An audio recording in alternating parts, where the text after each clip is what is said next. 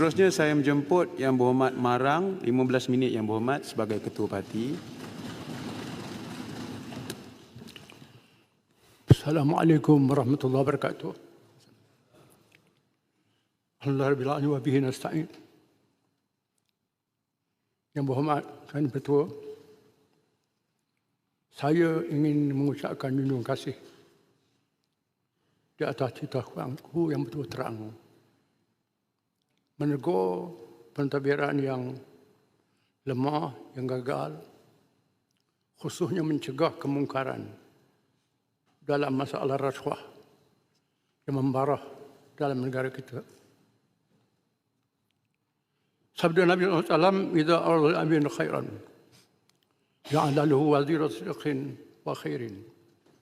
In nasiya dhakrah, wa in dhakara ana. Wa idza arada ghayra dhalik, ja'alahu wazira sharrin wa kadhib. In nasiya lam dhukirhu, wa in dhakara lam yu'inhu." Kalau Allah menghendaki seorang raja itu baik, dia jadikan menteri penasihat yang ada sebelahnya menteri yang baik, yang benar. Kalau raja itu lupa, dia beri ingat. Raja itu sudah ditolongnya. Kalau Allah hendak buruk kepada raja itu, dia jadikan menteri penasihat sebelahnya yang buruk, yang bohong. Kalau raja itu ingat, tak ditolong. Raja itu lupa, tak diperingatkan. Kita menghadapi titah ucapan yang betul terang dari Tuanku, menegur kelemahan yang berlaku, berpunca daripada kegagalan dalam peranan manusia. Disebut oleh firman Allah Ta'ala, "Wal 'asri innal insana lafi khusr illa alladhina amanu wa 'amilus shalihat wa tawasaw bil haqq wa tawasaw bis sabr." Demi masa semua manusia dalam kerugian, melainkan mereka yang beriman, mengerjakan amal yang saleh, berpesan-pesan dengan kebenaran, berpesan-pesan dengan kesabaran. Tiga perkara yang penting, tiga aspek. Yang pertama iman, akidah, kepercayaan kepada Allah, hari akhirat, dosa dan pahala. Yang kedua amal yang saleh. Ketiga, berpesan, nasihat, tolong-menolong, bermasyarakat madani yang melandaskan iman. Tiga aspek yang disebut oleh Al-Quran Al-Karim. Apa yang berlaku ialah nasihat yang tidak menyeluruh. Sabda Nabi SAW, "Ad-dinun nasihat." Agama itu nasihat. Sahabat tanya, liman untuk siapa? Sabda Nabi, "Lillah wa li rasulih ummatil muslimin wa ammatihin." Nasihat yang jadi kewajipan kepada kerana Allah dan Rasul, bagi raja, pemimpin-pemimpin, dan bagi orang awam. Perlu melibatkan semua. Sekarang raja telah bertutur terang nasihat kerajaan dalam masalah kemungkaran yang besar berlaku dalam negara kita, iaitu kemungkaran rasuah. Merupakan satu dosa yang sangat besar dalam Islam. Disebut oleh Allah dalam Quran, dosa besar. Allah Ta'ala, "Ta'kulu amwalakum bainakum bil batil wa tudlu ila al-hukam li ta'lu fariqan min amwalin nas bil ism wa antum ta'lamun." Surah Al-Baqarah ayat 188. Jangan sekali-kali kamu makan harta kanak-kanak kamu dengan cara yang salah. Dengan cara kamu menjogok kepada pihak yang berkuasa, makan harta orang lain dengan cara yang dosa dalam keadaan kamu mengetahui. Apa yang berlaku pada hari ini, kesalahan ini laksana ikan buruk daripada kepala sampai ekor. Sangat dahsyat. Nabi telah menghuraikan tindakan yang holistik. Sabda Nabi SAW, "La'anallahu ar-rashi wal murtashi wal ra'ish." Allah Ta'ala melaknat orang yang bagi rasuah, yang terima rasuah, dan orang tengah. Sepatutnya tindakan diambil kepada tiga-tiga pihak. Diambil kepada pihak yang bagi rasuah, pihak yang terima rasuah, dan orang tengah. Apa yang berlaku ini tindakan kepada yang terima rasuah. Yang sogok tak dia bagi, orang tengah tak dibagi. Kononnya tak dapat pertolongan jadi saksi dan sebagainya. maka berlakulah kelemahan-kelemahan dalam tindakan undang-undang dan langkah yang diambil. Kegagalan kita ialah dalam pembangunan insan. Pembangunan insan, pembangunan manusia. Yang kedua, kelemahan undang-undang. Ketiga, kepimpinan yang lemah, payung yang bocor. Ini masalah yang kita hadapi. Pembangunan insan, manusia ini perlu dibina. Jasad dia, akal dia dan roh dia. 3 aspek. Jasad, akal dan roh. Jasad ada makanan, akal ada makanan, roh ada makanan. Makanan jasad ialah makanan biasa untuk menguatkan nafsu dan kemahuan dia. Makanan akal ilmu. Makanan roh ialah beriman, akidah, dosa dan pahala. Di mana pembangunan Islam tak masuk, tak lengkap dalam semua perkara ini. Membangun manusia, bangun jasad yang melahirkan nafsu yang melonjak-lonjak sehingga tak ada iman, tak dikawal. Mahukan harta dengan sebanyak-banyaknya. Nabi sebut dalam hadis, manusia tak puas dengan harta, bukan 1 bilion. Kalau dia beri 1 lembah dengan emas, dia tak puas lagi, mahu 1 lembah lagi. Beri 1 lembah lagi, mahu 1 lembah emas lagi. Sehingga masuk kubur. Alhaakumut takatsur hatta zurtumul maqabir. Kamu lalai dengan banyak harta sehingga kamu masuk kubur. Bawa sudah. Nafsu yang melonjak ini menyebabkan rakus. Tak kira melibatkan semua pihak. Sehingga jalan sebuah ini berlaku. Macam kisah 2 ekor kera yang benak dengan pisang. Sungai suka dengan pisang. Berebut pisang. Pisang sebiji. Jumpa dengan beruk. Beruk pun minat pisang juga. Selesai masalah. Beruk pun selesai masalah. Dia potong pisang berat sebelah. Dia potong berat sebelah, dia potong masuk dalam mulut dia. Masuk dalam mulut beruk. Potong berat lagi masuk dalam mulut beruk dia. Potong masuk akhirnya tinggal kulit. Tinggal kulit lah. Habis dapat kat beruk. Boleh ke kera ni kulit-kulit saja.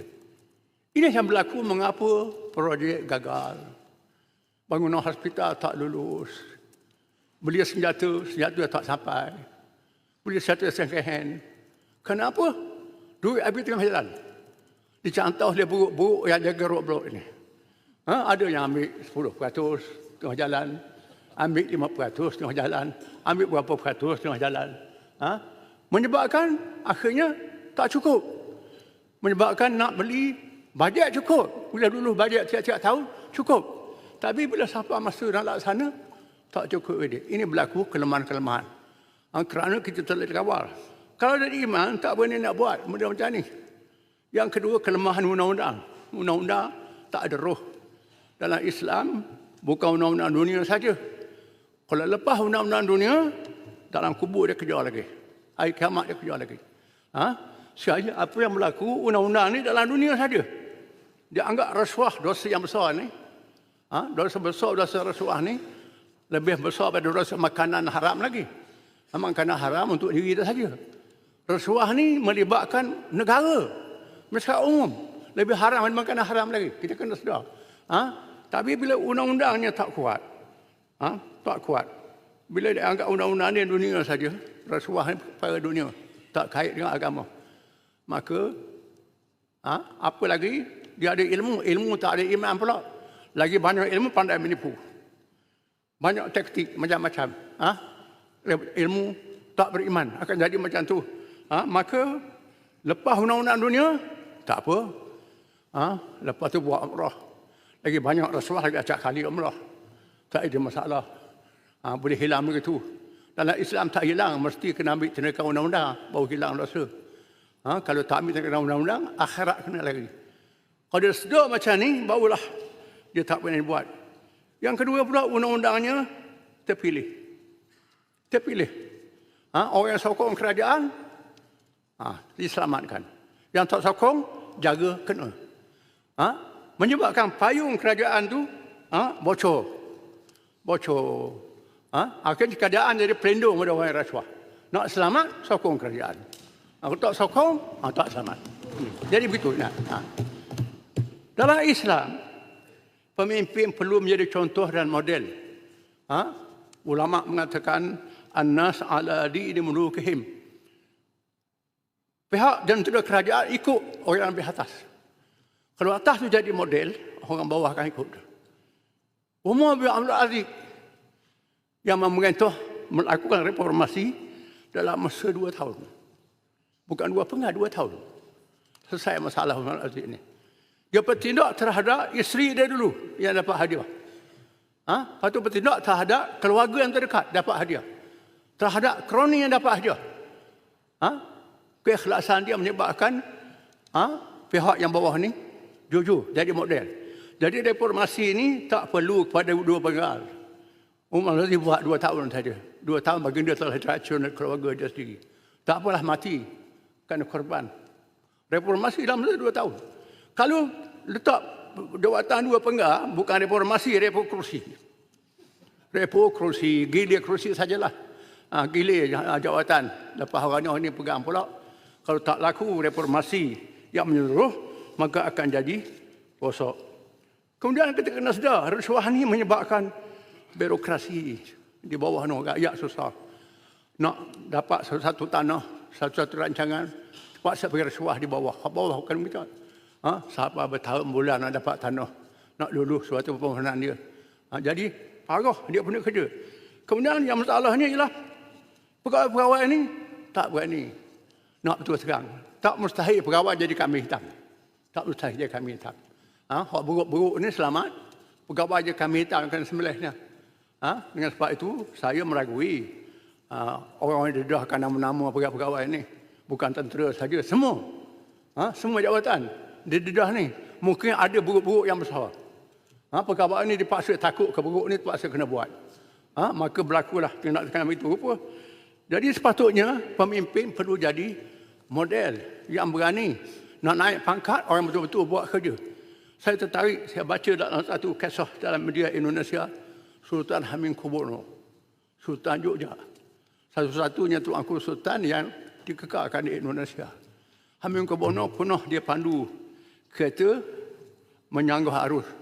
Salah undang-undang jalan raya. Lalu seorang polis yang baru dapat kerja saman Sultan. Saman Sultan, dia tak kenal orang baru kerja, tak kenal kereta Sultan.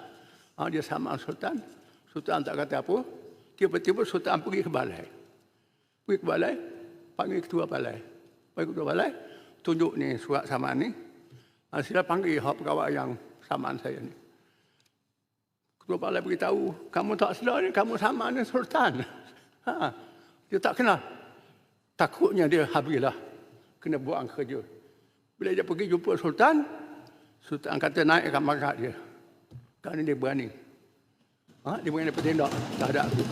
Ni tak, kalau berawak macam ni bagi penampar. Bagi penampar.